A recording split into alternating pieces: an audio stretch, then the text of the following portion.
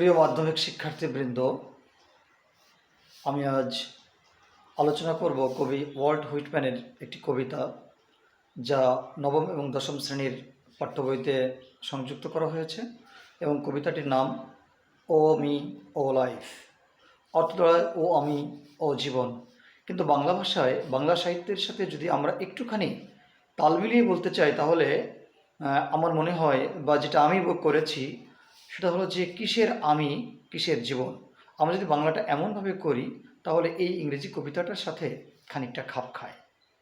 তো যাই হোক, আমি যদি এভাবে বলি যে O me O life of the questions of this recurring, কিসের আমি, কিসের জীবন, এই প্রশ্নটাই বারবার ফিরে আসে।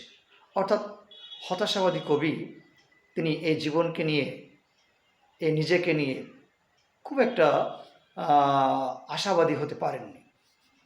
তিনি তারপর বলেছেন, of the endless trains of the faithless, অবিশ্বাসীদের অসমাপ্ত ট্রেন, of cities filled with the foolish, বোকায় পরিপূর্ণ শহরে, বোকায় পরিপূর্ণ শহরের অবিশ্বস্ত মানুষের অসমাপ্ত ট্রেন। কবি এখানে এই পৃথিবীতে মানুষের আসা যাওয়াকে বুঝিয়েছেন অসমাপ্ত ট্রেনকে উপজীব্য করে। অর্থাৎ একটা প্রজন্ম পৃথিবীতে আসছে, একটা প্রজন্ম বিরাজ করছে এবং আরেকটা প্রজন্ম এই পৃথিবী ছেড়ে চলে যাচ্ছে। এভাবে পৃথিবীতে মানুষের আসা যাওয়ার কোনো শেষ নেই। তাই এই বিষয়টিকে কবি এখানে অসমাপ্ত ট্রেনের সঙ্গে তুলনা করেছেন এবং তিনি বলেছেন এই শহরে সবাই যেন বোকা এবং অবিশ্বস্ত। কবি নিজেকেও তাদের অন্তর্ভুক্ত করেন এবং তিনি বলছেন, of myself for ever reproaching myself, আমি নিজেই নিজেকে সারা জীবন নিন্দা করেছি। For who more foolish than I, তাদের জন্য যারা আমার চাইতেও আরও বেশি বোকা। অ্যান্ড হু মোর ফেথলেস, যারা আরও বেশি অবিশ্বস্ত।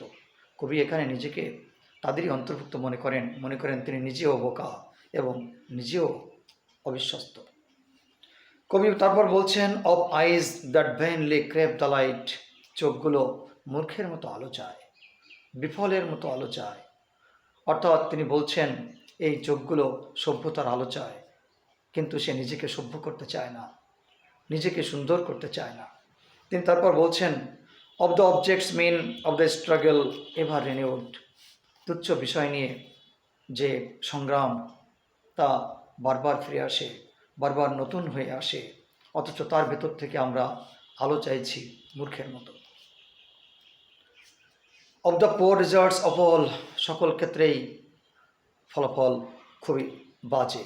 Of the plodding and sordid crowds I see around me, তিনি বলছেন তার চারপাশে তিনি সবসময় শ্রমশীল এবং পরিশ্রমী মানুষের ভিড় দেখেন, পাশাপাশি কিছু খারাপ এবং বাজে মানুষেরও ভিড় তিনি দেখতে পান। Of the empty and useless years of the rest, বাকিদের শূন্য এবং অকেজ বছরগুলো, বাকিদের শূন্য এবং অকেজ বছরগুলো, with the rest me intertwined, তার সাথে যেন আমি নিজেও জড়িত।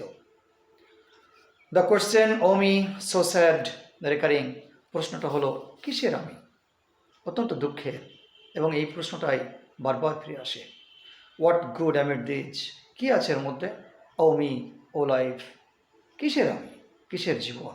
অথবা যদি এভাবে বলি, ও আমি ও জীবন, এর মধ্যে কি আছে, ভালো কি আছে। এই হতাশার মধ্যে থেকেও কবি নিজেই আবার তার কিছু উত্তর দিয়ে গেছেন। তিনি বলছেন, that you are here, that life exist and identity, তুমি যে এখানে আছো, এই পৃথিবীতে তুমি আছো, অর্থাৎ তোমার অস্তিত্ব আছে এবং তোমার পরিচয় আছে। The question that the powerful play goes on, শক্তিশালী এক নাটক চলছে। And you may contribute a verse, এবং তুমি এখানে একটা স্তবক রেখে যেতে পারো। কবি বলছেন এই পৃথিবীটা হচ্ছে একটি নাট্যশালা, নাট্যমঞ্চ, এবং অত্যন্ত শক্তিশালী এই নাটক, আর এই নাটকের মধ্যে তুমি নিজেও একটা ভূমিকায় অভিনয় করে যেতে পারো, একটা অবদান রেখে যেতে পারো, একটা স্তবক রেখে যেতে পারো এবং তার মাধ্যমে তুমি স্মরণীয় হয়ে থাকতে পারো। আমি আশা করি মাধ্যমিকের শিক্ষার্থীরা কিছুটা হলেও এর দ্বারা উপকৃত হতে পারবে। ধন্যবাদ সকলকে।